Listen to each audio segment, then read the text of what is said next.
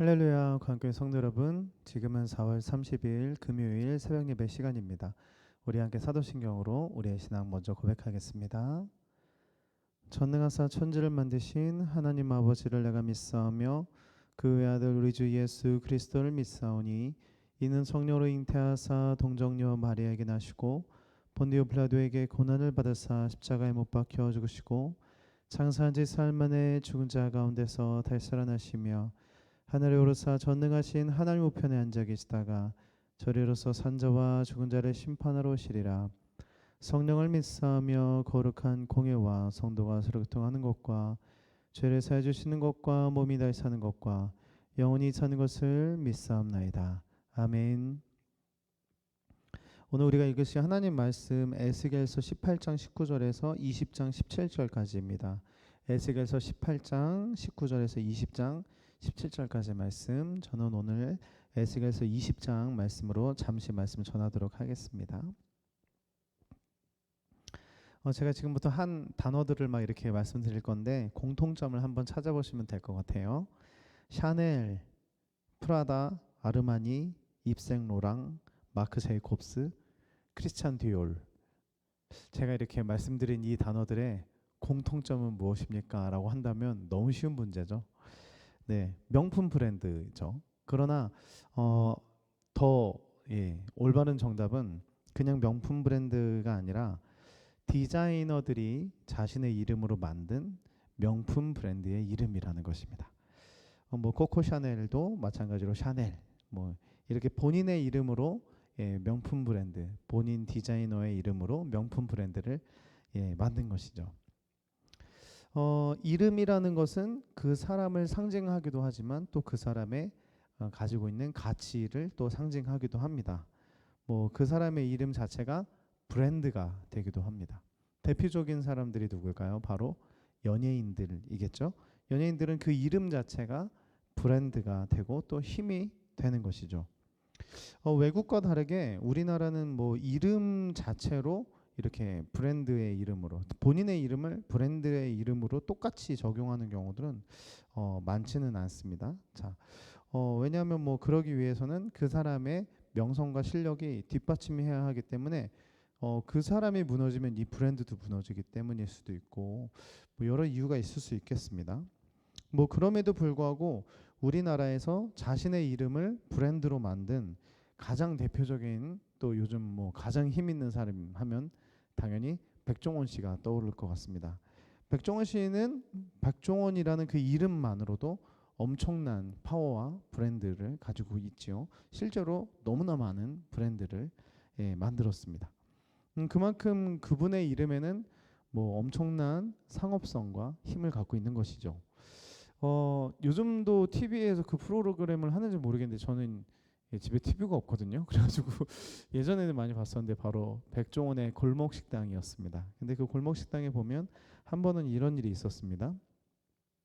뭐 그 프로 자체가 그러기도 하지만 뭐 장사가 잘 안 되는 한 식당을 찾아가서 그 식당이 왜 장사가 잘 안 되는지를 문제를 분석해주고 그리고 그 사람을 트레이닝 시켜주고 그리고 컨설팅을 시켜줘서 이제 그 식당을 살려주고 그리고 그 식당을 백종원의 무슨 식당 이렇게 백종원이 이제 컨설팅한 무슨 식당 이렇게 이름을 쓰게 해서 아주 유명하게 만드는 그래서 이렇게 힘든 상인들과 그 동네 골목을 같이 이렇게 뭐라고 하죠? 업그레이드 시키는 그런 역할을 하는 프로그램이죠.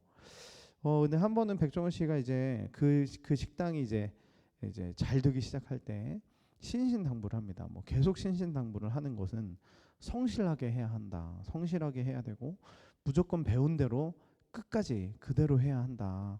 하나로 빠뜨리면 안 되고 게을르면 안 된다. 이거를 계속 강조를 해요.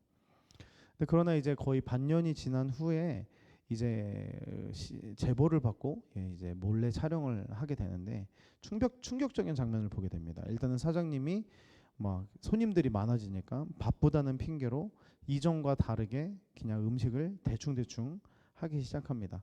뭐 그럼에도 불구하고 사람들이 소문으로 막 계속 오기는 하는데 이제 계속 사람들이 많아지니까 조금 대충 하신 것 같아요. 그랬더니 이제 그 한 손님이 이거 맛이 왜 이러냐 막 그랬더니 오히려 이 사장님은 대뜸 백종원 씨 음식이 원래 짜고 자극적이야라고 하면서 짜증을 내는 장면이 나옵니다. 이 모든 것을 지켜봤었던 백종원 씨가 이제 찾아가서 엄청 화를 내죠. 그러면서 간판에 자기 이름 걸어놓고 어떻게 이렇게 할 수 있냐고 하면서 화를 내십니다. 말 그대로 은혜를 갚기는커녕 이름에 먹칠을 한 셈이죠. 정말 화가 많이 나셨죠. 예. 오늘 본문을 보면 하나님께서 정말 이렇게 반복적으로 말씀하시는 문장이 있는데 그것이 무엇이냐면 바로 나의 이름을 더럽히기 싫어서라는 단어가 나옵니다. 나의 이름을 더럽히기 싫어서, 내 이름을 더럽히기 싫어서라는 말이 계속 나와요. 하나님께서는 이스라엘에게 사랑을 베풀어 주십니다. 계속 사랑을 베풀어 주시는데 돌아오는 것은 계속해서 배반들밖에 없었습니다. 사랑하시면 배반하고 사랑하시면 배반하고 주님은 오래 참으시고 막 그들을 심판하려고도 하시지만 그렇지 않으시는데 그 이유를 하나님께서 뭐라고 말씀하시냐면 나의 이름을 더럽히기 싫어서라고 말씀하십니다. 나의 이름을 더럽히기 싫어서 그렇게 행하지 않았다. 하나님께서는 당신의 이름을 더럽히고 당신의 언약을 더럽히고 당신의 예배를 더럽히는 그들을 보면서 내 이름이 더러워질까봐 계속 참으시는 것을 선택하십니다. 분명하게 말씀하신 것 중에 하나는 출애굽 시켜놓고서는 멸망시키면 당신의 이름이 더럽혀질 것을 너무 알기 때문에 그것을 행하지 않으셨다라고도 말씀을 하시죠. 어쨌든 그렇게 오래 참으시는 주님께서 오늘 본 말씀 44절에 보면 이렇게 쓰여져 있습니다. 이스라엘의 족속아, 내가 이렇게 너희의 악한 길과 타락한 행실에 따라 그대로 너희에게 갚아야만 했지만 내 이름의 욕이 될까봐 그렇게 하지 못하였으니 그때야 비로소 너희는 내가 주인 줄 알게 될 것이다. 나 주 하나님의 말이다. 즉 오늘의 말씀을 통해서 우리가 알게 되는 것은 바로 이런 것입니다.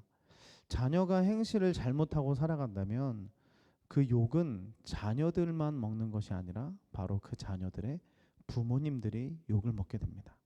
반대로 자녀가 행실을 잘하고 아주 본을 보이는 삶을 살아간다면 그 자녀만 칭찬받는 것이 아니라 그 자녀의 부모도 칭찬을 받는다는 것이죠.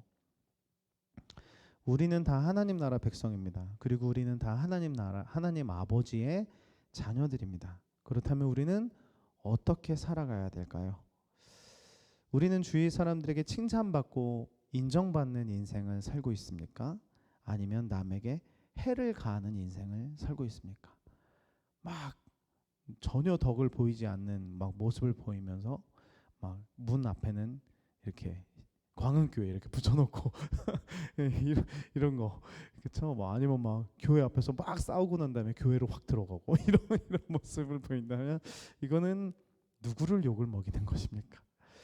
우리가 주기도문에 보면 마지막 문장에 이렇게 기도합니다. 대개 나라와 권세와 영광이 아버지께 영원히 있사옵나이다. 이것은 단순히 하나님의 영광이 영원히 있을 것입니다라는 의미 정도가 아닙니다. 바로 내가 그런 삶을 살겠다라는 결단입니다.